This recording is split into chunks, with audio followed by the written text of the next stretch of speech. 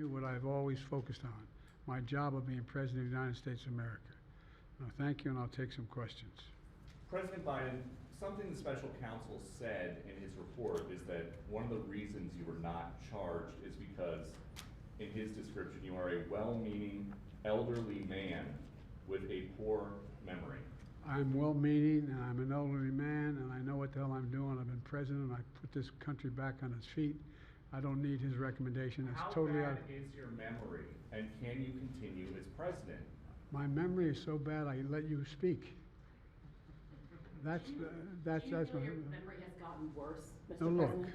my memory is not good. My memory is fine. My memory, take a look at what I've done since I become president. None of you thought I could pass any of the things I got passed. How'd that happen? You know, I guess I just forgot what was going on. Mr. President. If voters have concerns about your age, how are you going to assuage them? And do you fear that this report is only going to fuel further concerns about your age? Only by some of you. Mr. President, you were cleared of criminal liability today. Do you take responsibility for at least being careless with classified material? I take responsibility for not having seen exactly what my staff was doing. It goes in and points out things that appeared in my garage, things that came out of my home, things that were moved not by me but my staff.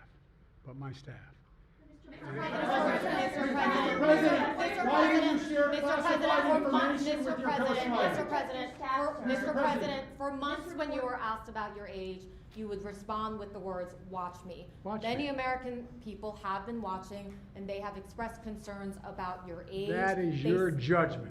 That is your judgment. That is not the judgment of the press. They express concerns about your mental acuity. They say that you are too old.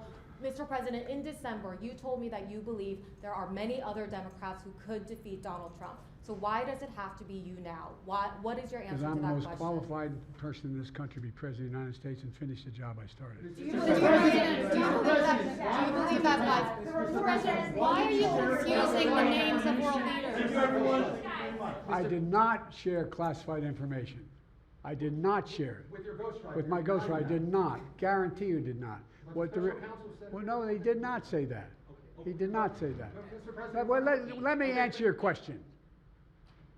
The fact of the matter is, what I didn't want repeated, I didn't want him to know, and I didn't read it to him, was I had written a long memorandum to President Obama why we should not be in Afghanistan. And I was multiple pages.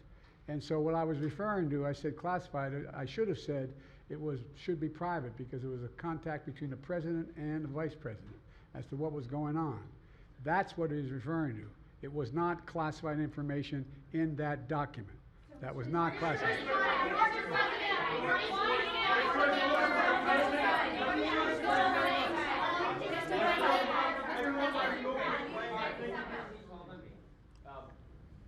When you look back at this incident, is there anything you would do differently now?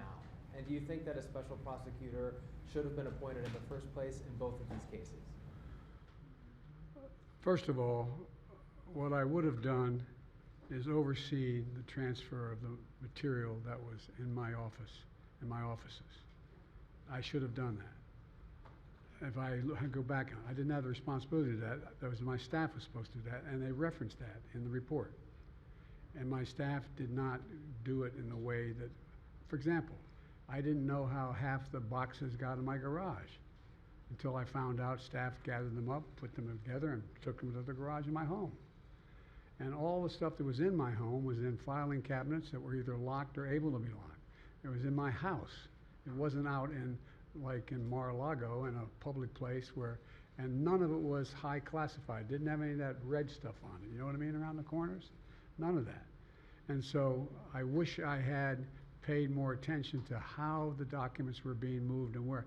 I thought they were being moved to the archives. I thought all of it was being moved. That's what I thought. Now, what was the last part of your question? Whether a special counsel should have been appointed in this case and in the case of your rival, former president. I think a special counsel should have been appointed. And the reason I think a special counsel should have been appointed is because I did not want to be in a position that they looked at Trump and weren't going to look at me, just like they looked at the vice president. And the fact is, they made a firm conclusion. I did not break the law, period. Thank you all very, very much.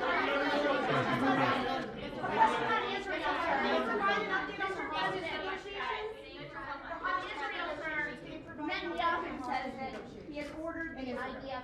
The hostage negotiation, look. I'm sorry.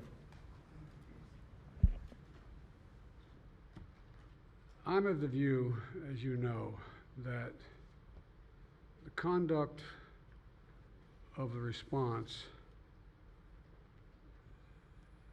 in Gaza, in the Gaza Strip, has been over the top.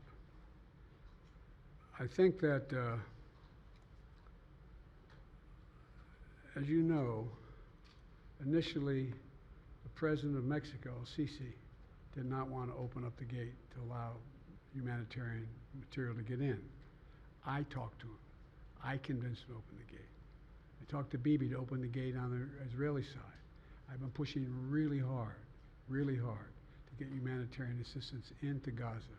There are a lot of innocent people who are starving, a lot of innocent people who are in trouble and dying, and it's got to stop, number one. Number two, I was also in a position that I'm the guy that made the case that we have to do much more to increase the amount of material going in, including fuel, including other items.